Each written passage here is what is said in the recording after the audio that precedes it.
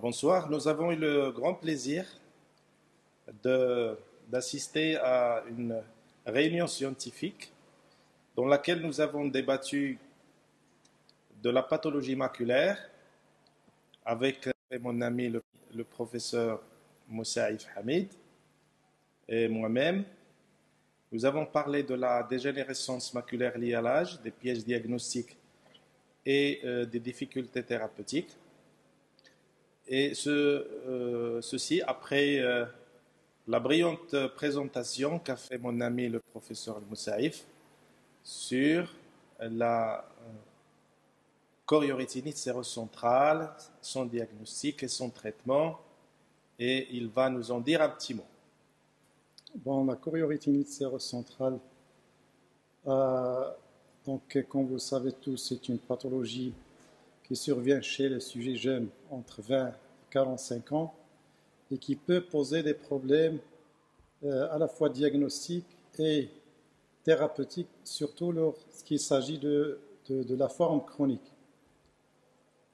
Les possibilités thérapeutiques se sont enrichies par les études récentes sur les inhibiteurs des minéralocorticoïdes qui s'avèrent efficaces pour l'affaissement donc de ces décollements séreux neurorétiniens et qui ont venu enrichir les thérapeutiques déjà existants, à savoir la PDT et parfois des injections intravitréennes qui ont donc un niveau d'efficacité également moyen. Et donc, nous avons débattu ces sujets.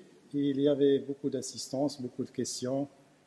Et donc, je donne la parole à Si Kama pour nous dire plus sur l'ADMLA.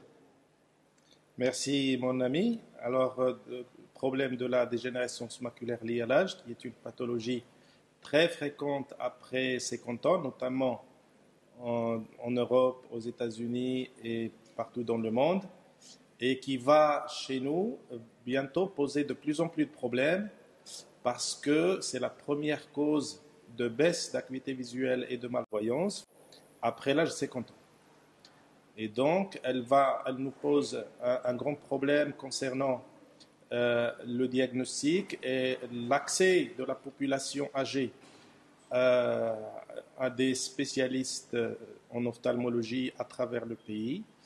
Et le problème de son traitement qui fait appel dans sa forme exsudative, bien qu'elle ne représente que 10 à 15% de la dégénérescence maculaire liée à l'âge, mais son traitement est très coûteux et fait appel à des injections de produits qu'on appelle les anti-VEGF et qui coûtent très très très cher.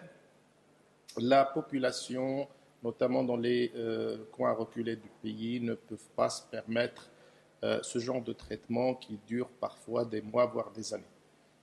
Et finalement, donc, on a discuté ce sujet et nous espérons redébattre le mois prochain avec un expert international qui nous fera le plaisir de visiter notre clinique et de débattre à nous de cette pathologie. Nous avons également insisté sur l'intérêt de l'imagerie multimodale pour la prise en charge de la pathologie maculaire en général et de ces deux entités en particulier. Et voilà. Au mois prochain.